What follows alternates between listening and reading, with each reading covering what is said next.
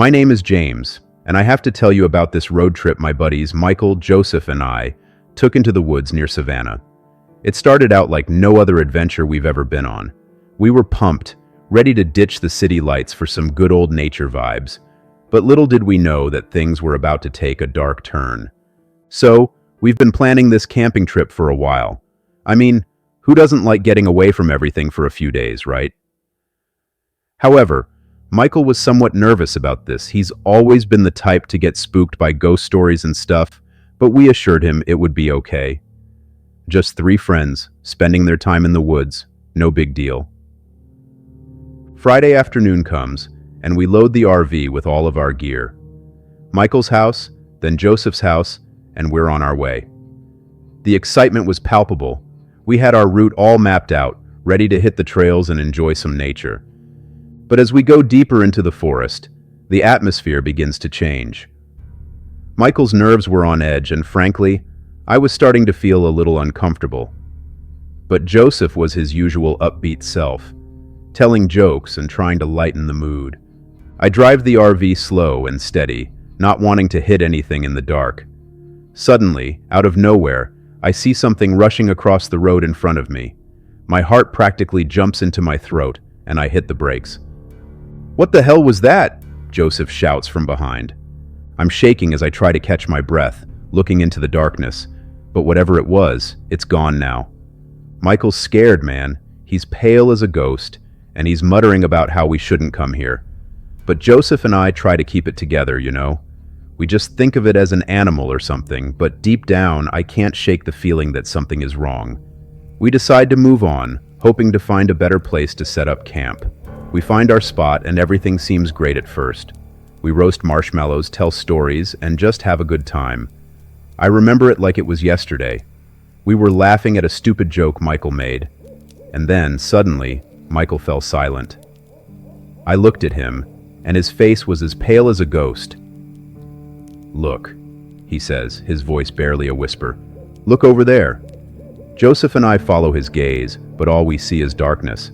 I shot Michael a questioning look, and my heart began to race a little. "What did you see?" I asked him, trying to keep my voice steady. Then he said it, those words that sent shivers down my spine. "I saw an old man standing there watching us," he said, his voice trembling. I feel a shiver running down my spine, and my mind is racing with thousands of questions. Who was this man? What was he doing here in the middle of nowhere? Why did it give me this bad feeling? But I'm trying to shake it off and convince myself that this is just my wild imagination. We opened a few drinks, trying to push away the anxiety that was hanging over us like a heavy blanket. But then, as night fell, things started to get weird. I keep catching glimpses of movement out of the corner of my eye, shadows flying between the trees. And every time I look, there's nothing there.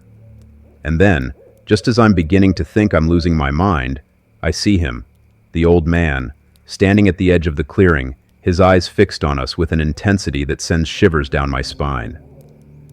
I try to wake up Michael and Joseph and tell them what I see, but when they wake up, he's gone.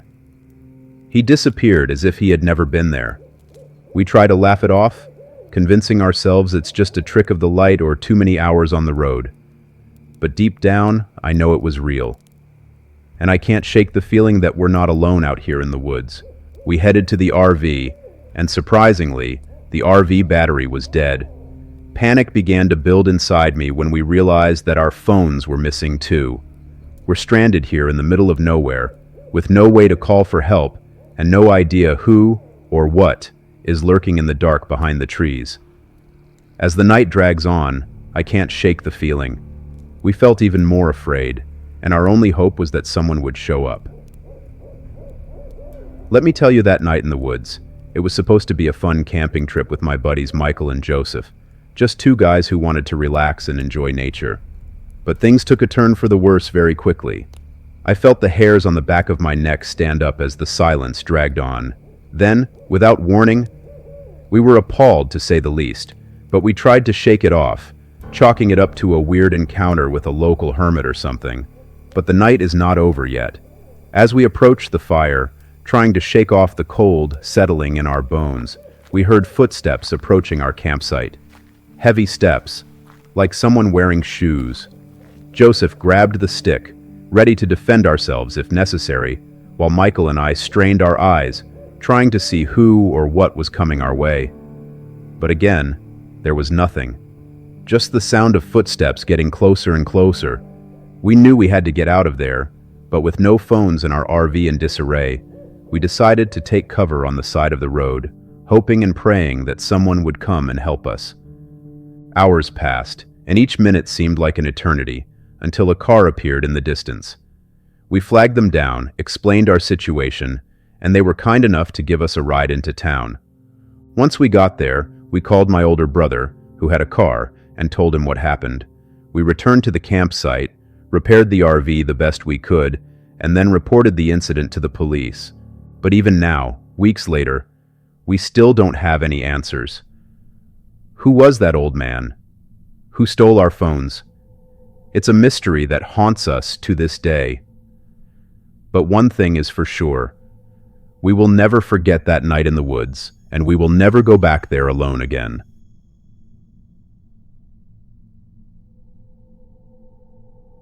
Enjoying the content?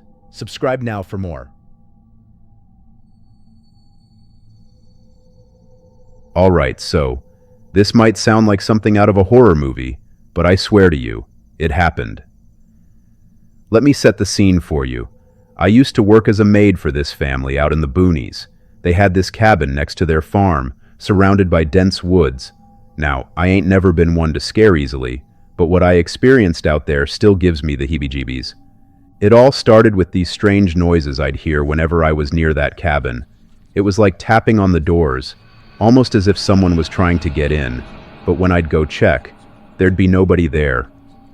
And then there were these whispers, like someone was speaking just out of earshot. At first I brushed it off, thinking it was just the wind or my imagination playing tricks on me. But the noises kept getting louder and more frequent, to the point where I couldn't ignore them anymore. I tried telling the family about it, thinking maybe there was something wrong with the cabin, but they just laughed it off. They said I was being paranoid, that there was nothing there but the sounds of nature. But I knew what I heard, and it wasn't no owl hooting or branches rustling in the wind. As time went on, the noises only got worse, and it felt like they were following me everywhere I went. I couldn't sleep at night, constantly on edge, waiting for the next eerie sound to pierce the silence. It got to the point where I couldn't take it anymore. I felt like I was losing my mind, trapped in this nightmare that I couldn't wake up from. Finally, I made the decision to quit my job and get as far away from that cabin as possible. I packed my bags and left without looking back, hoping that putting some distance between me and those terrifying noises would bring me some peace of mind. But here's where it gets really freaky. After I left, the family hired a new maid to replace me, and wouldn't you know it, they started experiencing the same things I did. They heard the tapping on the doors, the whispers in the night, just like I did. Suddenly, they weren't so quick to dismiss my claims anymore. It was like whatever was haunting that cabin had latched onto me and followed me out into the world, infecting anyone who dared to step foot inside. To this day, I can't shake the feeling that whatever was out there in those woods is still lurking, waiting for its next victim. And I pray to the heavens above that it isn't me.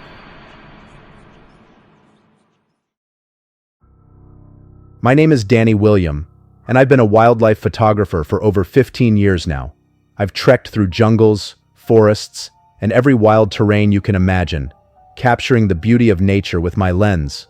But let me tell you about the one experience that still sends shivers down my spine whenever I think about it. It was a balmy evening in an African forest. The sun was beginning its descent, casting golden hues through the dense foliage. I was part of a crew, packed into an old RV, ready to explore the mysteries hidden within those ancient woods. We had our gear, our excitement, and a thirst for adventure. We stumbled upon a clearing, and that's when things took a bizarre turn.